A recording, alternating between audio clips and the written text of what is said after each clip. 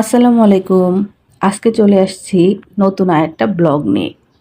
আসলে আমরা সবাই চাঁদপুর গিয়েছি, বাবার বাড়ি গেছি আর বড় স্টেশন ঘুরতে যাব না, ইলিশের বাড়ি চাঁদপুর। তা কী করে হয়? সেই জন্য আজকে দুপুরবেলা খেয়েই বের হয়ে গেলাম সবাই বড় স্টেশনের উদ্দেশ্যে। তো এখানে আসলে আমরা ফুল ফ্যামিলি সবাই, আমার বোন, আমি, আমার মেয়ে, ছেলে, মেয়ের জামাই, ভাইয়ের ছেলে, বোনের ছেলে মেয়ে মানে সবাই চলে গেলাম বড় স্টেশন। তো ভিডিওটা না টেনে দেখার অনুরোধ রইল। আর আমাদের সাথেই থাকেন, দেখতে থাকেন চাঁদপুর শহরটা। তো আমরা সবাই এখন চলে যাচ্ছি বড় স্টেশনে। তো বাসা থেকে বের হয়ে সবাই মজা মাস্তিতে, গল্পে আড্ডায় আর উঠে গেলাম অটোতে। তো যেহেতু আমরা মানুষ বেশি, অটোতে হচ্ছিল না। তো মেয়ে আর বোনের মেয়ে ওরা উঠলো রিকশায় আর আমরা উঠলাম অটোতে। তো ওরা ওখানে মজা করছে। তো এটা ছিল আমাদের কালীবাড়ির মোড়, যেখানে সব সময় থাকে জ্যাম আর জ্যাম। চাঁদপুরে মানুষ যা আছে তার চেয়ে বেশি হলো আপনার অটোরিকশা, অটো, মানে আপনি ঘর থেকে বের হতে পারবেন না, কি পরিমাণে যে আপনার জ্যাম লেগে থাকে। তো জ্যামের আসল উৎসই হলো কালীবাড়ির মোড়, মানে বড় মসজিদ। এখানে ৪ রাস্তার মোড়। এখানে যে কি পরিমাণ জ্যাম থাকে আপনি চোখে না দেখলে বিশ্বাস করবেন না। তো শেষ পর্যন্ত ড্রাইভার আগাতে না পেরে আমাদেরকে গোয়াখোলার মোড় দিয়ে চিপা রাস্তার মধ্যে দিয়ে নিয়ে গেল বড় স্টেশনের উদ্দেশ্যে। তো এখন আমরা আসলে গোয়াখোলা থেকে বের হয়ে গেলাম। গোয়াখোলা থেকে বের হয়ে এখন আমরা বড় স্টেশন যাচ্ছি। তো এখানে আসলে প্রচুর গরম ছিল সেই দিন। এত গরম রোদ, তার মধ্যেও আমরা ঘুরতে যাব সবাই। এটাই ছিল আমাদের মজার ব্যাপার। তো কথা বলতে বলতে আমরা চলে আসলাম বড় স্টেশন। এখন নেমে গেলাম। তো এখন আমরা হেঁটে হেঁটে সামনের দিকে এগোবো। এই হলো সেই বড় স্টেশন, ইলিশের বাড়ি চাঁদপুর যাকে বলে। আর চাঁদপুর ঘুরতে যাবে আর বড় স্টেশন ঘুরবে না, এরকম মানুষ আপনি পাবেনই না। কারণ আমাদের চাঁদপুর শহরটা ছোট হলেও এই জায়গাটাতে সবাই ঘুরতে যাবে। আর অন্যান্য টুরিস্টরা তো এখানে আসেই এই জায়গাটা ঘোরার জন্য। তো ঢুকতে না ঢুকতেই শুরু হয়ে গেল আমার ছেলের বায়না।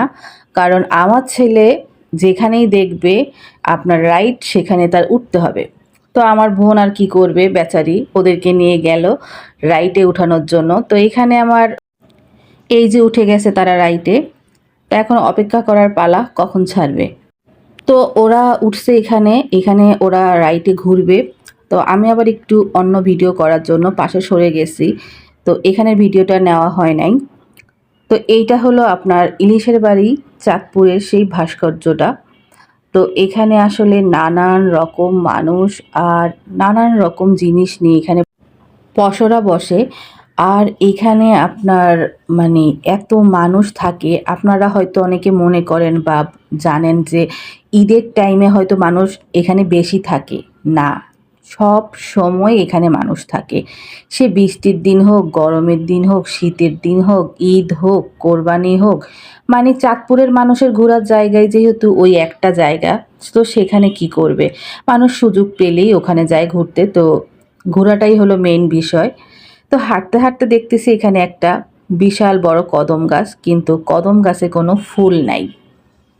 তো ওইটা নিয়ে আসলে সবাই একটু মজা করতেছিল। তো এখানে আসলে আমরা হাঁটতে হাঁটতে মোটামুটি গরমের মধ্যে খুব খারাপ একটা অবস্থা, কিন্তু ঘোরা তো বাদ দেওয়া যাবে না, গরম যা লাগে লাগুক, ঘুরতে তো হবে আমাদের। তো আমরা হাঁটতে হাঁটতে একেবারে নদীর সামনে চলে যাচ্ছি। তো কিছুক্ষণ হাঁটার পরে আমার বোন আবার বলতেছে যে জাম বানানি পাওয়া যাচ্ছে, চলো জাম বানানি খাই। তো এখানে জাম বানানি কিনা হলো, পাঁপড় কিনা হলো, তারপরে আপনার চানাচুর বানানি খাওয়া হলো। বোনের মেয়েটা আবার ঝিলমিল বেলুন কিনবে, তো ওকে আবার ঝিলমিল বেলুন বেলুন কিনে দেওয়া হলো। তো ঘুরতে ঘুরতে আসলে অনেক বড় একটা এরিয়া এখানে, মানে জায়গাটা যতটা বড় তার চেয়ে বেশি ছিল মানুষ। আর দিনটাও ছিল শুক্রবার, বুঝেন যে কি পরিমাণ মানুষ এখানে ঘুরতে আসছে বা ঘুরে। তো এখানে আসলে নানান বয়সী নানান রকম মানুষ যায়। চাঁদপুর শহরের মধ্যে কাছে পিঠে ঘুরতে বেরোতে চাইলে মানুষ এখানেই আসে, সবাই ঘুরে। তো আপনারা আসলে দেখতে থাকেন পুরো ভিডিওটা আমাদের চাঁদপুরের। তো বোনের মেয়ে ও আবার পাঁপড় খাচ্ছিল, আর এত মানুষ গ্যাদারিং, ঝামেলা তার আর বলে শেষ নেই। তো আমরা এখন সবাই একটু ভাবতেছিলাম যে নৌকায় চড়বো। তো নৌকায় যে চড়বো তারও উপায় নাই, কারণ মানুষে উঠে আপনার নৌকাগুলো বুকিং করে ফেলছে আগে। আমরা আস্তে আস্তে অবশ্যই একটু দেরি হয়ে গেছিলো, আসর নামাজ পড়ে গেছিলাম। তো যেয়ে দেখতেছি যে ওখানে ম্যাক্সিমাম নৌকা বুকিং হয়ে গেছে।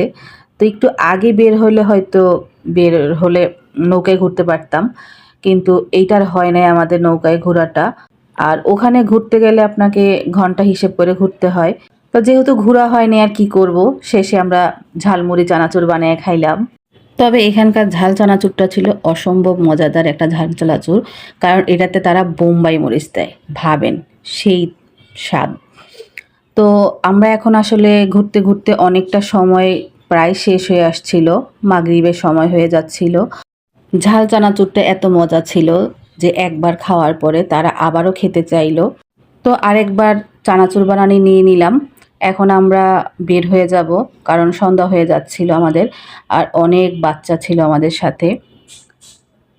তো এখন বের হওয়ার পথে আপনাদেরকে আরেকটু দেখিয়ে দেই যে এখানে আসলে একটা ছোটোখাটো মেলার মতো হয়, বা প্রতিদিনই মেলাটা বসে। এখানে জুস পাওয়া যাবে, ডাব, বাচ্চাদের খেলনা, ঘরের প্রয়োজনীয় জিনিসপত্র, এমনকি ওয়েট মাপে যে মানুষের, এরকমও মেশিন পাওয়া যায় যারা ওয়েট মাপে, হাইট মাপে। এই যে আমার সামনেই দেখতে পাচ্ছেন।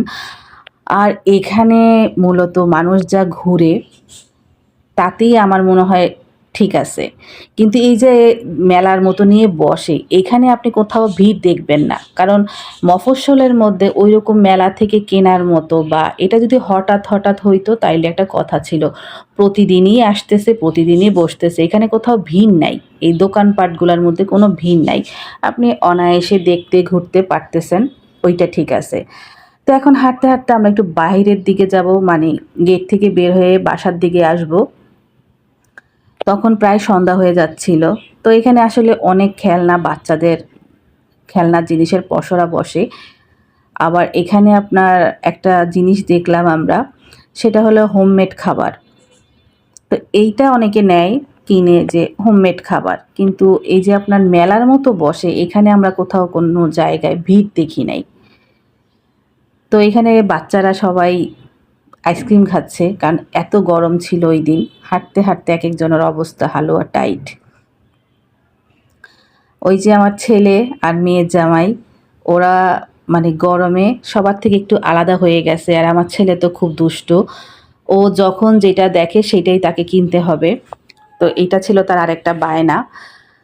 তো আসলে আমরা তো মাছ কিনবো না, ইলিশ মাছের জায়গাটা আমরা ওইখানে ঘুরতে যাই নাই। যদি মাছ কিনতাম তাহলে হয়তো একটু ঘুরে দেখে আসতাম বা দেখতে যাইতাম। এখন যখন বাসায় আসার আমরা সময় করে ফেললাম, যে এখন বের হয়ে যাব, সন্ধ্যা হয়ে যাচ্ছে, এখন মোটামুটি নৌকাগুলো খালি হয়ে গেছে। কিন্তু এখন আর ঘোরার সময় নাই, কারণ আমাদের সাথে যেহেতু বাচ্চারা আছে, ওদেরকে নিয়ে নৌকায় ঘোরাটা রাতের বেলা নিরাপদ না, এই জন্য আমরা নৌকায় উঠলাম না। আর নদীর ওপারটা হলো পুরান বাজার, আর এপারটা হলো নতুন বাজার। আর এই যে এখন দেখতেছেন ওই জায়গাগুলো হলো মাছের আড়ত বসে। আর এখানে আসলে সবাই গরমে এত ক্লান্ত। তো আমার একটা পরিচিত দাদার সাথে দেখা, তো দাদা বলতেছে যে সবাইকে আজকে আইসক্রিম ট্রিট দিবে। তো আজকের মতো আমাদের ব্লগ এখানেই শেষ করব। তো শেষ করার আগে বলবো, যারা আমাদের ব্লগ ভালোবাসেন, আমাদেরকে ভালোবাসেন, তারা অবশ্যই চ্যানেলটাকে সাবস্ক্রাইব করবেন, পাশে থাকবেন। বড় স্টেশনের 3 নদীর মোহনা কেমন লাগে বিকেলটা, ঠিক ওইটা দেখানোর জন্যই আমার অডিয়েন্সদের চিন্তা করি আমি একটু নৌকাতে উঠলাম। উঠে দেখানোর চেষ্টা করব যে আসলে বিকেলটা কেমন সুন্দর লাগে। আর এই 3 নদীর মোহনা নিয়ে অনেকের অনেক রকমের মত বিনিময় আছে, বা অনেকে অনেক কথা বলে। আসলেই সত্যি যে এখানে আগে একটা সময় অনেক বেশি লঞ্চ ডুবি হইতো, এখন আর আগের মতো লঞ্চ ডুবি হয় না। আর এখানে সবই ইঞ্জিন চালিত নৌকা বেশিরভাগ দেখা যায়।